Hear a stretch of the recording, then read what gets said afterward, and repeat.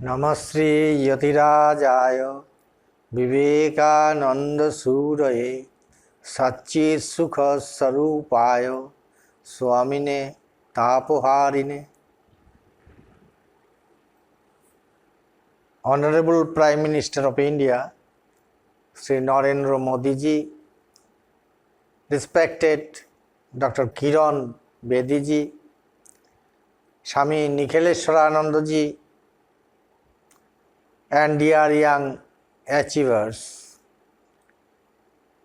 who are going to share with us today their stories of inspirations from Swami Vivekananda.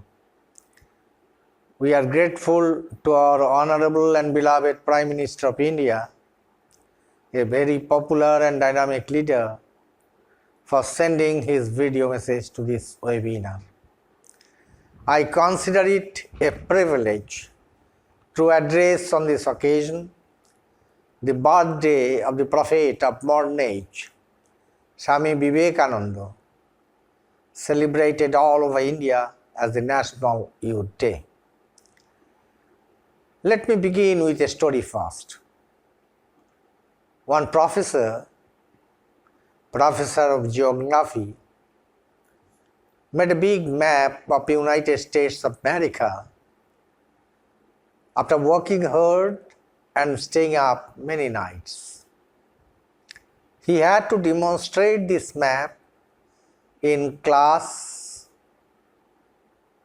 to his students the following day.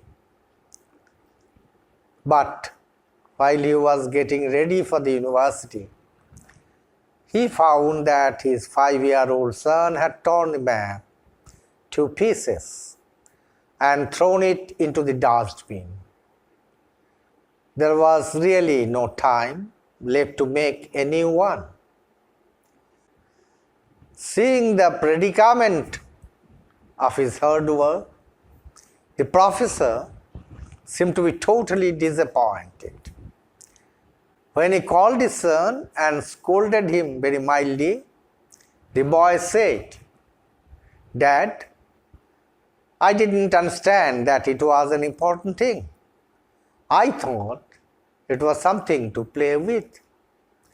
The professor, saddened as he was, preparing to give the class without any map. But he was utterly surprised and amused that this little boy had reconstructed the map almost similar to original one from the torn pieces. Amazed at the child's miracle, Professor asked how he could join the map.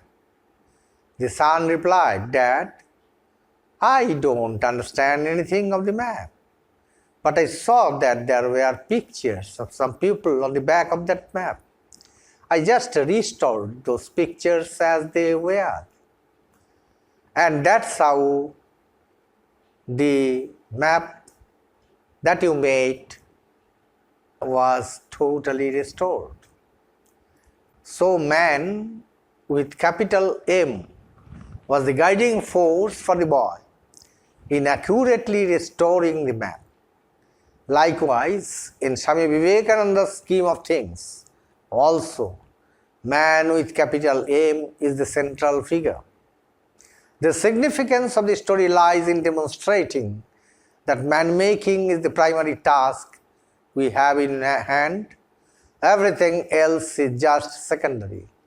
If we forget all outer boundaries and concentrate only on the man, our countrymen, each piece will automatically come together, all diversities will be removed, and the whole nation will be united.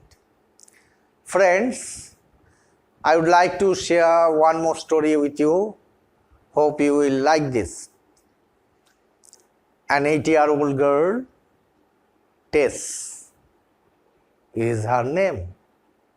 She overheard her parents talking about her little brother, Andrew, who was very sick with a fatal tumor on his head.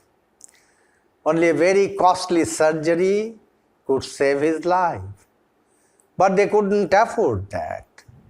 When Tess heard her daddy saying to her tearful mother, "Only a miracle can save him now," she went to her bedroom, poured the change out from her piggy bank and counted it carefully.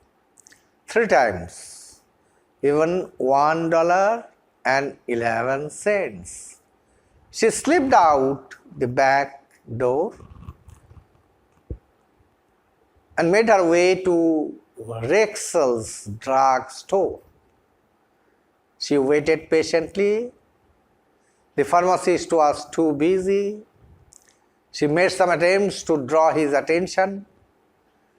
Finally, she took a quarter from her piggy bank and banged it on the glass counter.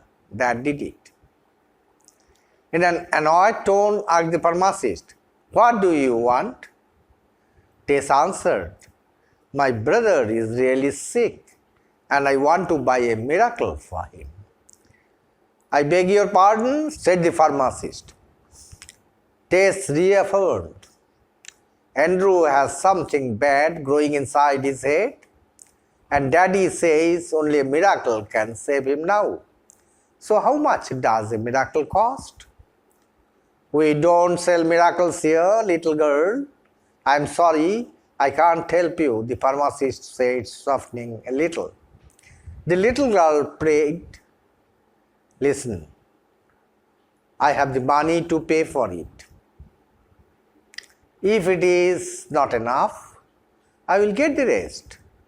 Just tell me how much does it cost?" With her eyes welling up, the pharmacist's brother was a well-dressed man. He stooped down and asked the little girl, "How much do you have?" $1.11, Tess answered barely audibly. "And it is all the money I have, but I can get some more if I need to." "Well, what a coincidence," smiled the man. $1.11 is the exact price of a miracle for little brothers. He took her money. That man was Dr. Curtin Armstrong, specialized in neurosurgery. He was deeply moved by the pure love of the infant for her brother. The operation was completed free of charge, and it was not long until Andrew was home again and doing well. Later, Tess' mom whispered, "That surgery was a real miracle. I wonder how much it would have cost." Tess just smiled. She knew exactly how much a miracle cost. $1.11 plus a little laugh. The only qualification that Swamiji wanted our youth to have was the wonderful ability to feel for others, or more precisely, love for their countrymen. Swamiji pioneered steadfast, genuine devotion and loving service as complementary ideal of Vedanta. Swamiji's ideology is not bound by any institutional or sectarian restrictions. He championed the idea of a universal brotherhood and intense love for humankind with the clear proclamation of, in spite of all resistance, help, not fight; assimilation and not destruction; harmony and peace and not dissension. Therefore, sisters and brothers, I encourage you, or may I urge upon you, to imbibe Swami Vivekananda's message of the inherent divinity of man, service as worship, and harmony of religions, and spread those among the masses of our country to act as a harbinger for the revamp of the peace, prosperity, and progress of our motherland, India. I wish you all the best. May Swamiji Maharaj bless you all. Thank you so very much.